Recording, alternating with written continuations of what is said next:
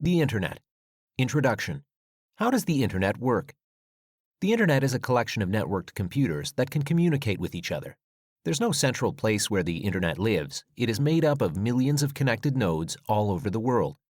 It all began in the late 1960s when the U.S. Defense Advanced Research Projects Agency, DARPA, created a decentralized network of computers for the government. There was concern that if all the important and sensitive government data was housed on one or two computers, those machines could easily be destroyed by a catastrophic event. But if the data was shared among a network of several computers spread out across many locations, that would be more secure. The scientists at DARPA invented packet switching to allow multiple computers to communicate on a single network and called it ARPANET. Packet switching is computer code that allows a sending computer to break down a message into small groups of data, packets, and then transmit them over a network to a receiving computer. Packets are generally between 1,000 and 3,000 characters in size and are made up of two parts: headers, these include information on where the packet is going, and payload, the part of the message that, once received, is reassembled with the other packets by the receiving computer's software. 1960s. The pre-Internet, ARPANET, was specialized and private, consisting of hardware and software developed by the government and a few universities. 1970s. Robert Kahn and Vint Cerf invented Transmission Control Protocol, TCP, and Internet Protocol, IP. These protocols are rules for how data is identified and transferred between multiple locations. You will often see these two protocols expressed together as TCP/IP. The creation of these rules made it possible to expand ARPANET. 1980s. In the early 1980s, the ARPANET network was enhanced with new nodes of hardware from Internet Service Providers, ISPs, and this network of computers, called the backbone, eventually developed into the modern Internet. In the late 1980s, providers like America Online, AOL, and CompuServe offered limited, proprietary access to the Internet via dial-up modems. 1990s. In 1990, Tim Berners-Lee invented the World Wide Web, WWW, a uniform way that information could easily be located or shared by Internet users through the creation of websites and pages. That's really when the Internet became available to most anyone. The terms WWW and Internet are sometimes thought to be the same thing, but they're a bit different. The Internet is the backbone of computers all over the world, called routers and servers, that send and receive packets of information. And the WWW is the way users access that information through web pages. 2000s. As technology evolved to make the transmission of data faster and also to make it easier to access from several different types of devices, the Internet exploded into every walk of life. There are about 5 billion web pages on the Internet now, and about 30 million devices connected via the Internet backbone. The Internet of Things. The Internet, and how we use it, has really come a long way since the days of ARPANET. Several different areas of technology evolved to create the Internet that we know today. Computers, routers, and servers can handle more data and at a faster rate. The physical lines over which data travels have gone from landline telephone networks to fiber networks and Wi-Fi.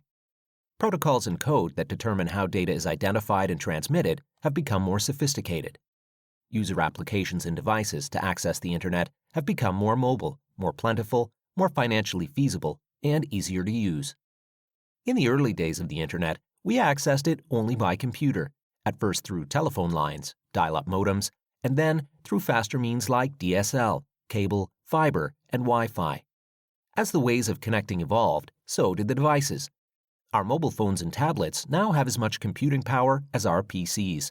But it's no longer just about us making the connection. Now, the connections are made without us. Up until the turn of the century, almost all the data on the Internet was created by people typing, making pages, entering data, creating images, sharing photos, etc. But once it became possible for computers and devices to create and share data with each other and with us, the world of the Internet expanded exponentially. The phrase, the Internet of Things, describes what the Internet has become. It means that the Internet isn't just people on computers who are sending and receiving with each other. It's also millions of computerized, networked devices that can create their own data and communicate it with us and with each other.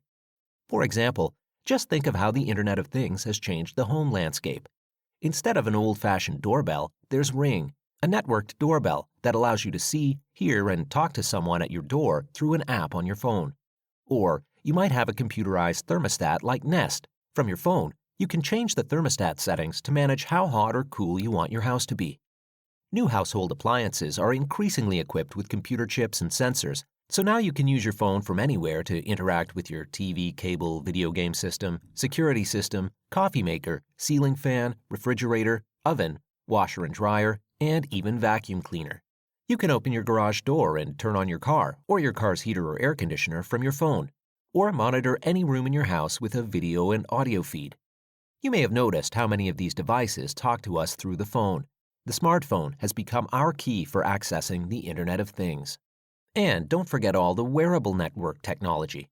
From an app on your phone, you can monitor how many steps you take, your heart rate, your weight, how many hours you sleep, and more. You can even put a camera on your pets and watch what they do when you're not at home, or have them wear a collar that monitors their health and reports problems to you. Some devices can communicate with no human interaction needed. For example, Amazon offers a Brita water filter that automatically orders replacement filters, from Amazon of course, when your current filter is reaching its expiration date.